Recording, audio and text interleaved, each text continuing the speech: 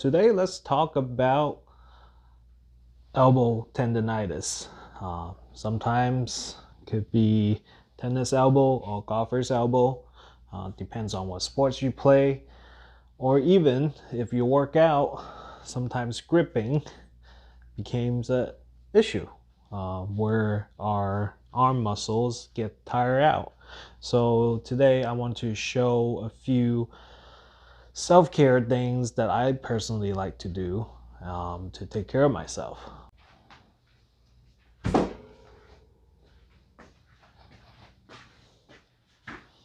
Okay.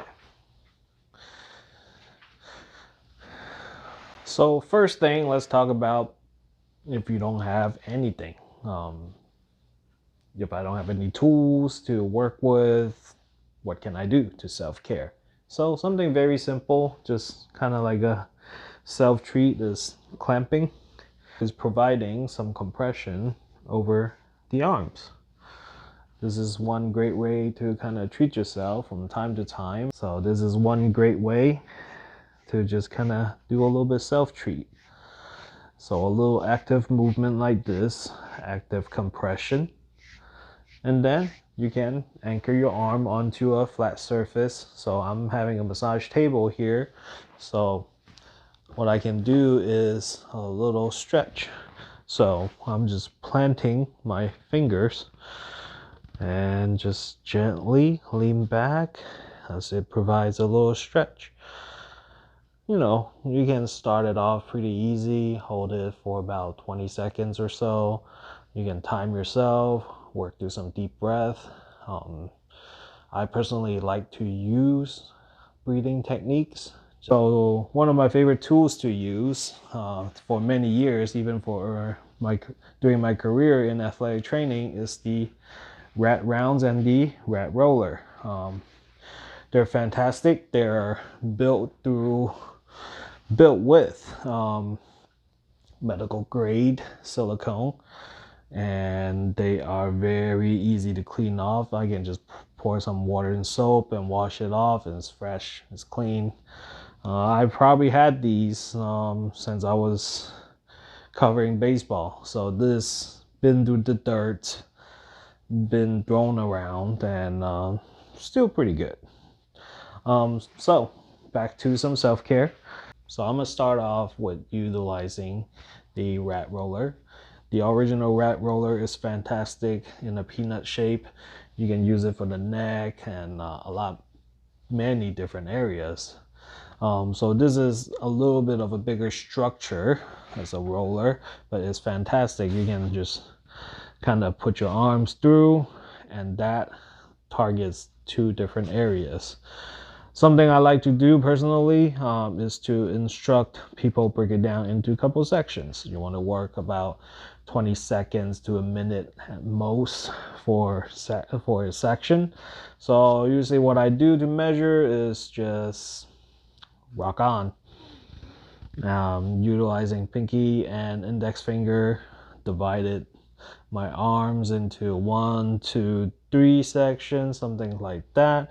So I'm just gonna work through it. So this by itself is pretty decent pressure. If you like a little bit more, you can always put your arms further away, the lighter it is. If you stay on top, that's probably the maximal amount of pressure. So I like to do just kind of going up and down in the section. Notice I don't really go too far, just really focus on that area. Go about 10 reps or so. Feels pretty decent. And if I want a little bit more pressure, I can stack my arms. See if that does the trick. Sometimes this is just a way to scan for or troubleshooting for a spot that you might not feel too happy about. So with some glide, some scanning, and then what I can do is to mobilize my arms a little bit. I'm gonna stack my arms, provide a little bit of compression, and I'm going to go through just flexion, extension, and then some deviations. Usually just kind of 5 to 10 reps on each. Some circular motion and reverse. Same thing, I'm just gonna change my section. So I worked on this, now I'm moving on to this. So same idea, I'm just gonna roll.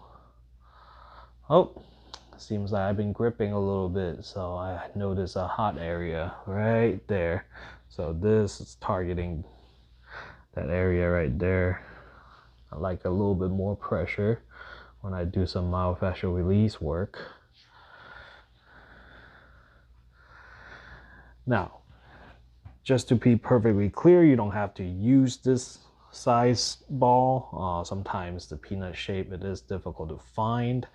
You can utilize something like the size of a tennis ball or lacrosse ball. This is more accessible. Most people can find this, something like this, to utilize. Again, use what you have. Since I'm a medical professional, I like to use medical grade stuff because, you know, I tend to abuse this quite a bit.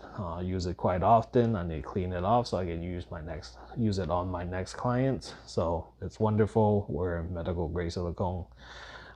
If you know you're a little OCD about cleanliness and stuff like that, this is perfect. So with this, a little bit smaller, a little bit more targeting, but takes a little bit more work because now I have to scan more areas. But since I have an idea where my trouble area is, I can find it right there. Again, scan it a couple times, provide compression, 5 to 10 times. Now I can just mobilize. So this is almost like doing a pin and stretch technique, or some would call it active release.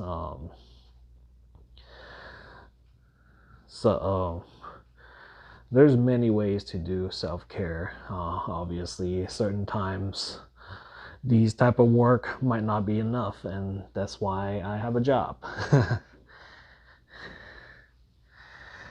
But I'll be happy to show you ways that you can take care of yourself. So if money is tight, you don't have to come around as much. And I have clients that I work with only did 2 sessions with me, and they keep up with their homework. They did their thing, and in a month or so, they have very great success. Now they're lifting pain-free. So again, it doesn't require a lot of sessions as long as you're taking care of yourself. At the end of the day, it's your body. You only have it for your lifetime. Might as well take care of it. And if money is an issue, that's no problem. I'm more than happy to work with you. It's just, you got to be very disciplined about healing yourself as well. So enough of the massage ball. I can feel very light on this one now. It's fantastic. I need some more work on this later. So another thing that we could do, and possibly speed up the process, is utilizing modern technology. Massage guns. Massage guns are fantastic. Just to preface, I like to do this from distal to proximal, just kind of go from far away, bring in the blood flow back into the body.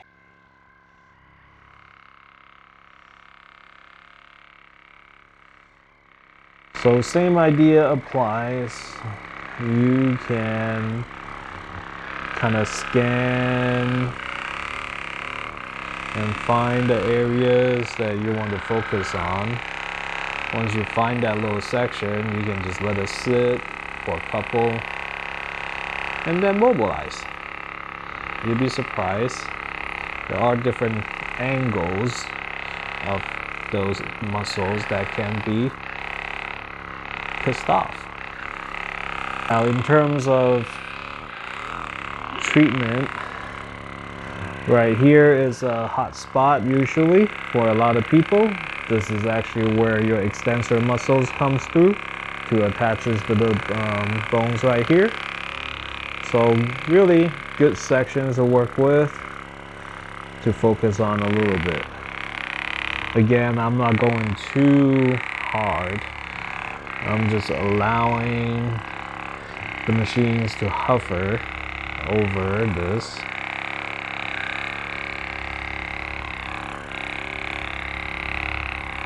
Working some range of motions. Right here is where the flexor muscles attaches. Another great spots to target.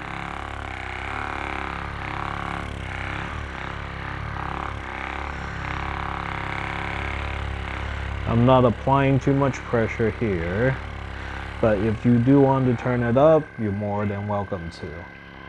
So this is a great way where you can utilize the massage gun. Another great tool that I like to use is the gua sha tool or instrument assisted soft tissue mobilization. Depends on who you talk to. If we're talking patent branded, Graston is a popular name. This is a rock blade that I personally like to use. It has got different types of edges on each side, so I can target the muscles however I like. Now, this does require utilization of some sort of lubricant. So applying this in dry skin is doable, but it's not advised because this could irritate the skin quite a bit. I got some lotion right here, just a little bit left. So I could use this, apply it a little bit. You don't need much for this type of treatment. All you have to do is apply it onto the targeted area, massage to apply the lubricant, and then again start it off from distal, just kind of scanning, going towards the heart. Now, it's not too big of a deal if you just kind of go from top down because it's easier. Hey, that's perfectly fine. I'm not judging. Just in terms of anatomical benefits, going distal to proximal is usually recommended. Again, I like to work in sections, just kind of a little bit of scanning, going up to the area, work on a little bit of hot spots. And if you have the time, I would highly suggest working the bicep section as well, because usually that's another hot spot for shoulder pain and etc. Voila. Feeling pretty fantastic after all this little extra work. Now the last and final piece, not everybody's gonna have this, especially it is a newer type of modality. Usually you'll see it performed by medical professionals, but this is being more accessible to the public now. Something I recommend people use would be cups like these. I personally switch to utilize these type of cups from the hand pump ones. One, they're medical grade silicones. They are a little bit easier to work with. And again, with medical silicone, it's a lot easier to clean and maintain. And depends on the company you go with and how in-depth you want to dive into cupping. There's whole science to this. but for today's sake, I'm using it as a self-care tool. Usually I recommend getting something that's on a lighter pressure side of things, especially if you've never done cupping before. These are really fantastic. This is from the brand Lure. Another brand that I really like to personally use is from globalcupping.com. They have custom sets, and I'm looking to partner up with them in the future and create something for you guys as well. But for the time being, I am going to show you how to use this. So again, with this, you can do it a couple ways. I personally start off with lubricant. So since I already did some scraping, I have a little bit of lubricant on me. What I'm going to do is just do a little squeeze like so, very light pressure. See, it comes off. So just trying to be a little bit more contact to the skin, a little bit gliding action. With this, you can kind of go right here.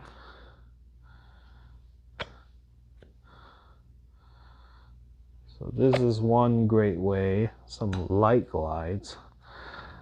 Hairier people might struggle with this. Cups does not like hair, unfortunately. Or the hair doesn't like cups because it sucks being yanked on. Just apply a little bit of glide work.